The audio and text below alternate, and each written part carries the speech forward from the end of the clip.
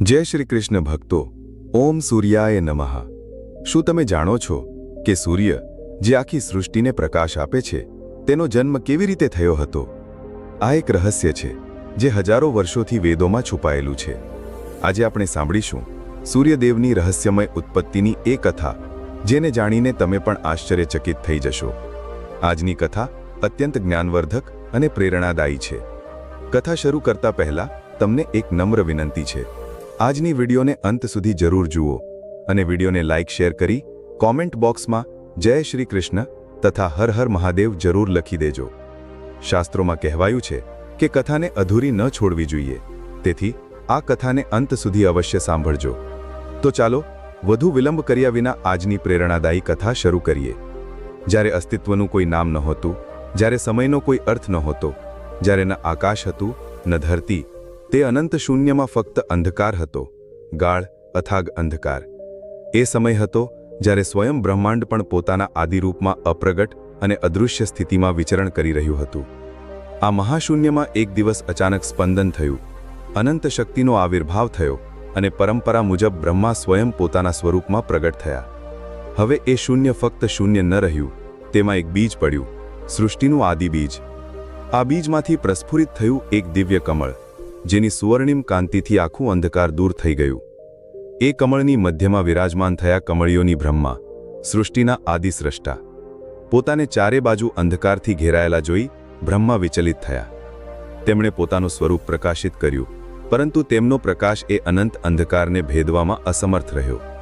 ત્યારે તેમના મુખમાંથી અનાયાસ જ પ્રથમ શબ્દ ઉચ્ચારાયો, ઓમ। આ ફક્ત એક શબ્દ નહોતો, આ હતો પ્રકાશનો તેજ, સૂક્ષ્મ ઊર્જાનું સ્વરૂપ। હું સર્વનું આદિ છું, અંત છું, મારામાં જ સૃષ્ટિનું બીજ રહેલું છે। પરંતુ આ અંધકારમાં મારી સૃષ્ટિ કેવી રીતે વિકસશે? બ્રહ્માએ વિચાર્યું। તેમના વિચારથી એક અદ્ભુત ઘટના બની। તેમના દ્વારા ઉચ્ચારાયેલો ઓમ શબ્દ અચાનક એક જ્યોતિર્મય પુંજમાં પરિવર્તિત થયો અને આ પ્રકાશમાંથી એક દિવ્ય આકૃતિ પ્રગટ થઈ, તેજસ્વી, દેદીપ્યમાન, સ્વર્ણિમ। એ આકૃતિ બ્રહ્માની ચારે બાજુ પ્રદક્ષિણા કરવા લાગી, અંધકાર પાછળ હટવા લાગ્યો। આ હતું સૂર્યનું આદિરૂપ, અંધકારનો પ્રથમ વિરોધી, પ્રકાશનો પ્રથમ સ્રોત। બ્રહ્મા પ્રસન્ન થઈને બોલ્યા, તમારા પ્રકાશથી જ મારી સૃષ્ટિનો વિસ્તાર થશે। તમે પ્રકાશના અધિષ્ઠાતા છો, જીવનના વાહક છો। હવેથી તમારું નામ આદિત્ય હશે, જે આદિથી છે, જે અનાદિ છે। એ જ્યોતિર્મય પુરુષે નમન કરીને કહ્યું, હું તમારો સેવક છું પ્રભુ, તમારા આદેશનું પાલન કરવું એ જ મારું કામ। એક વખત દેવતાઓ અને અસુરો વચ્ચે ભયંકર યુદ્ધ થયું। આ યુદ્ધમાં અસુરોએ દેવતાઓને હરાવી દીધા અને તેમને સ્વર્ગમાંથી નિકાલ કરી દીધા। દેવતાઓની આ દુર્દશા જોઈને અદિતિનું હૃદય વ્યથિત થઈ ગયું। તેમણે પોતાના પતિ મહર્ષિ કશ્યપને કહ્યું, સ્વામી, અમારા પુત્રો દેવતાઓ હવે અનાથની જેમ ભટકી રહ્યા છે, તેમને તેમનો અધિકાર પાછો અપાવવા માટે કંઈક કરો। કશ્યપે કહ્યું, દેવી, આનો એક જ ઉપાય છે, તમારે કઠોર તપસ્યા કરવી પડશે। જો પરમાત્મા પ્રસન્ન થશે તો તેઓ નિશ્ચિતપણે આપણા પુત્રોની સહાય કરશે। અદિતિએ ભગવાન વિષ્ણુની આરાધના શરૂ કરી। તે નિરાહાર રહી, એક પગે ઊભા રહી, દિવસ રાત શ્રીહરિનું ધ્યાન કરવા લાગ્યા। તેમની અખંડ તપસ્યાથી પ્રસન્ન થઈને એક દિવસ ભગવાન વિષ્ણુ પ્રગટ થયા। માતા અદિતિ, તમારી તપસ્યાથી હું અત્યંત પ્રસન્ન છું, વરદાન માંગો। શ્રી વિષ્ણુએ કહ્યું। અદિતિએ અત્યંત નમ્રતાથી કહ્યું, પ્રભુ, મારા પુત્રોને તેમનું સ્વર્ગલોક પાછું અપાવો, તેમને ફરીથી તેમનો અધિકાર પ્રાપ્ત થાય। વિષ્ણુએ સ્મિત કરીને કહ્યું, દેવી, હું સ્વયં તમારા પુત્રના રૂપમાં અવતાર લઈશ અને અસુરોનો નાશ કરીશ, તમે નિશ્ચિંત રહો। અદિતિએ કૃતજ્ઞતાથી ભગવાનને પ્રણામ કર્યા અને પોતાના આશ્રમે પાછા ફર્યા। કેટલાક સમય પછી અદિતિએ ગર્ભ ધારણ કર્યો। એ ગર્ભકાળ અત્યંત દિવ્ય અને અદ્ભુત હતો। આખો આશ્રમ તેજસ્વી પ્રકાશથી ઝળહળતો હતો, જાણે સ્વયં સૂર્યદેવ ધરતી પર ઉતરી આવ્યા હોય। પરંતુ જેમ જેમ સમય પસાર થતો ગયો, ગર્ભમાં સ્થિત શિશુનું તેજ એટલું તીવ્ર થતું ગયું કે અદિતિ માટે તેને ધારણ કરવું મુશ્કેલ બની ગયું। તેમનું શરીર એ અલૌકિક તેજને સહન નહોતું કરી શકતું। પીડાથી વ્યાકુળ થઈને અદિતિએ પોતાના પતિ કશ્યપને કહ્યું, સ્વામી, મારા ગર્ભમાં સ્થિત શિશુનું તેજ મારા શરીરને બાળી રહ્યું છે, આ મારાથી સહન થઈ રહ્યું નથી। કશ્યપે સમાધિમાં બેસીને દિવ્ય દૃષ્ટિથી જોયું અને તેમને સત્યનું ભાન થયું. તેમણે કહ્યું, દેવી, તમારા ગર્ભમાં સ્વયં સૂર્યનું તેજ વિરાજમાન છે. આ બ્રહ્માજી દ્વારા ઉત્પન્ન થયેલ આદિ સૂર્યનો અંશ છે, જે હવે માનવીય સ્વરૂપમાં જન્મ લેવા જઈ રહ્યો છે. આ સાંભળીને અદિતિ વધુ ચિંતિત થઈ ગયા. કશ્યપે તેમને ધીરજ બંધાવતા કહ્યું, હું મારી મંત્ર શક્તિથી તમારા ગર્ભના તેજને ઓછું કરી દઈશ, જેથી તમને થોડી શાંતિ મળી શકે. કશ્યપે મંત્રોચ્ચાર કર્યો અને પોતાની યોગ શક્તિથી અદિતિના ગર્ભને 2 ભાગમાં વિભાજિત કરી દીધું. એક ભાગમાં શિશુ રહ્યું અને બીજા ભાગમાં તેનું મહત્તમ તેજ. સમય આવે અદિતિએ એક અત્યંત તેજસ્વી પુત્રને જન્મ આપ્યો, જેનું સંપૂર્ણ શરીર સ્વર્ણિમ આભાથી ઝળહળતું હતું. તેના જન્મ સાથે જ ચારે દિશાઓમાં દિવ્ય પ્રકાશ ફેલાઈ ગયો. આકાશમાં દેવધુંધુબીઓ વાગવા લાગી અને દેવતાઓએ પુષ્પવર્ષા કરી. પરંતુ એ જ ક્ષણે એક વિલક્ષણ ઘટના બની. જ્યારે બાળક અદિતિના ગર્ભમાંથી બહાર આવ્યું, ત્યારે ગર્ભનો અડધો ભાગ હજી અંદર જ રહી ગયો, જેમાં બાળકનું શેષ તેજ સમાયેલું હતું. ઋષિ કશ્યપે પોતાની દિવ્ય દૃષ્ટિથી આ અદ્ભુત સ્થિતિ જોઈ અને પ્રસવની પ્રક્રિયાને પૂર્ણ કરીને એ અડધાને પણ બહાર કાઢ્યું. આ રીતે અદિતિના ગર્ભમાંથી 2 અલગ અલગ સ્વરૂપોનો જન્મ થયો, એક જીવંત બાળક અને બીજું તેજસ્વી અંડ. કારણ કે બાળક અડધાથી ઉત્પન્ન થયું હતું, તેથી તેનું નામ પડ્યું માર્તંડ, એટલે કે એ સૂર્ય જે અડધાથી ઉત્પન્ન થયો. બાળકનું મોટા ભાગનું તેજ એ બીજા ભાગમાં સમાયેલું હતું, જેને આકાશમાં સ્થાપિત કરવામાં આવ્યું, અને એ જ તેજસ્વી ગોળો કાળાંતરે સૂર્ય કહેવાયો. આ રીતે માર્તંડ સૂર્ય 2 સ્વરૂપોમાં અસ્તિત્વમાં આવ્યા, એક માનવીય રૂપમાં અને બીજું આકાશીય તેજના ગોળકના રૂપમાં. તેમના જન્મથી જ અસુરો ભયભીત થઈને ભાગી ગયા અને દેવતાઓને ફરીથી સ્વર્ગલોક પ્રાપ્ત થયો. આ રીતે દેવમાતા અદિતિ અને મહર્ષિ કશ્યપના પુત્રના રૂપમાં માર્તંડ સૂર્યનો જન્મ થયો, જેમને વિવસ્વાનના નામે પણ ઓળખવામાં આવે છે. સૂર્યનું તેજ અને માર્તંડ સૂર્યનું તેજ દિવસે દિવસે વધતું ગયું. તેમના શરીરમાંથી નીકળતી કિરણો એટલી પ્રખર હતી કે કોઈ પણ તેમની નજીક જવાની હિંમત નહોતું કરી શકતું. સ્વયં માતા અદિતિ પણ તેમની નજીક આવવાથી ડરતા હતા. સૂર્યદેવ પોતાની આ સ્થિતિથી અત્યંત વ્યથિત થઈ ગયા. તેઓ એકલતા અને ઉપેક્ષાથી ઘેરાઈ ગયા. એક દિવસ ભગવાન શિવ કૈલાસથી ભ્રમણ કરતા એ સ્થળે પહોંચ્યા જ્યાં સૂર્ય ધ્યાનમાં લીન હતા. શિવનું ધ્યાન એ અલૌકિક તેજ તરફ ગયું જે સૂર્યમાંથી નીકળી રહ્યું હતું. આ કોણ છે જેનું તેજ આટલું અસહ્ય છે? શિવે વિચાર્યું. તેમણે પોતાના ત્રીજા નેત્રથી જોયું અને જાણ્યું કે આ તો સ્વયં માર્તંડ સૂર્ય છે, જે પોતાના જ તેજથી વ્યાકુળ છે. શિવે સ્નેહપૂર્વક પૂછ્યું, હે માર્તંડ, શું તમે પોતાના તેજથી ક્લાંત અને પીડિત નથી? સૂર્યે માથું ઝુકાવીને ઉત્તર આપ્યો, હે મહાદેવ, મારું તેજ એટલું પ્રખર છે કે કોઈ પણ મારી નજીક આવતું નથી. મારી માતા પણ મારાથી અંતર રાખે છે. હું આ સ્થિતિથી અત્યંત દુઃખી છું. કૃપા કરીને કોઈ ઉપાય બતાવો જેથી મારું તેજ સંતુલિત થઈ શકે.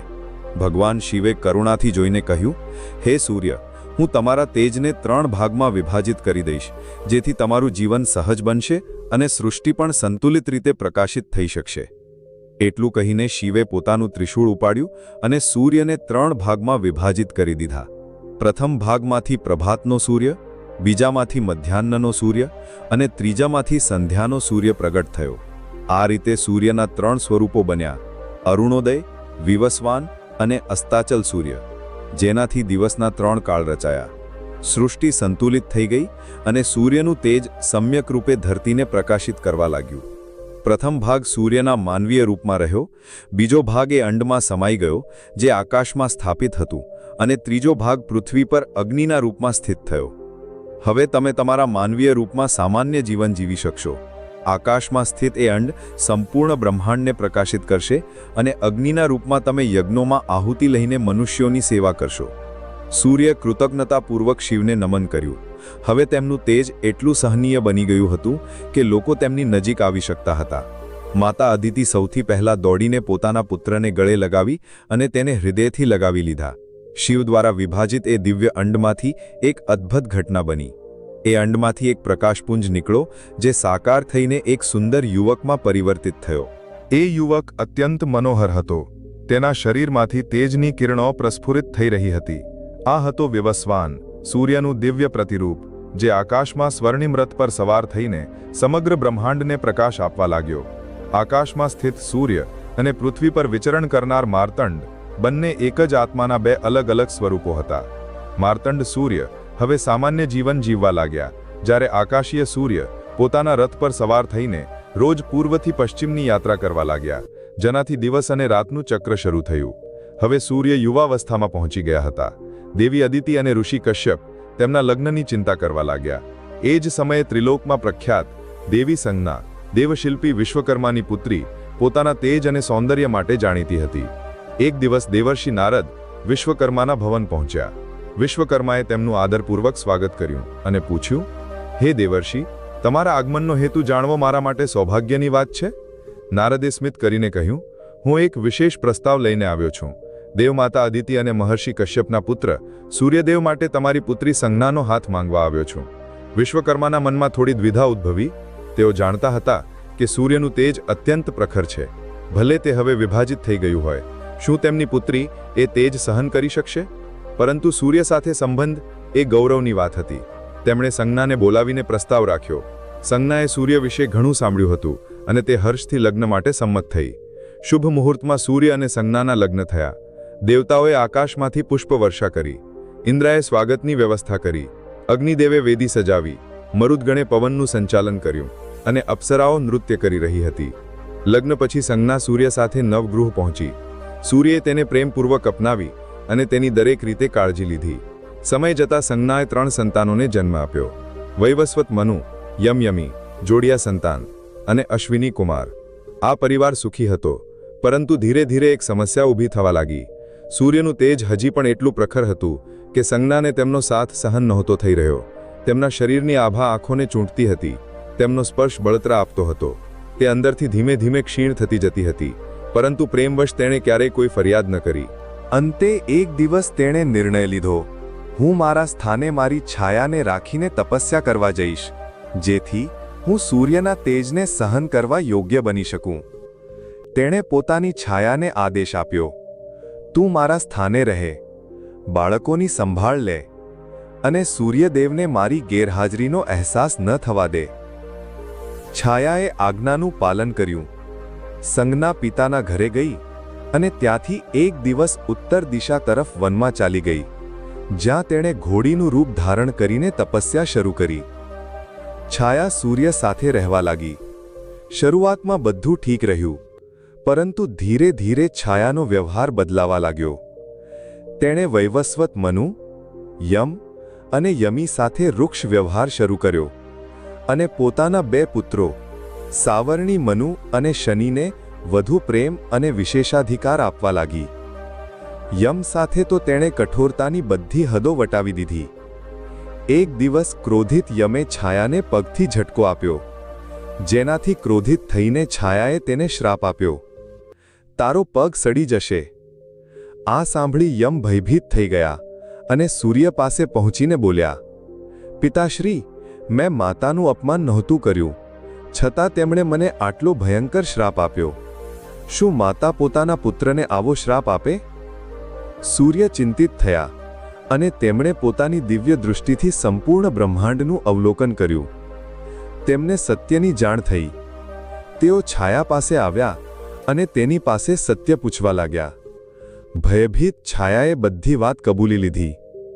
સંજ્ઞાની પીડા, તેનું વનગમન અને છાયાના રૂપમાં પોતે રહેવાની વાત. સૂર્યએ યમને સાંત્વના આપતા કહ્યું, પુત્ર, તારો પગ નહીં સડે, પરંતુ તેમાં કીડા પડશે અને તેમાંથી જ માનવજાતિની ઉત્પત્તિ થશે.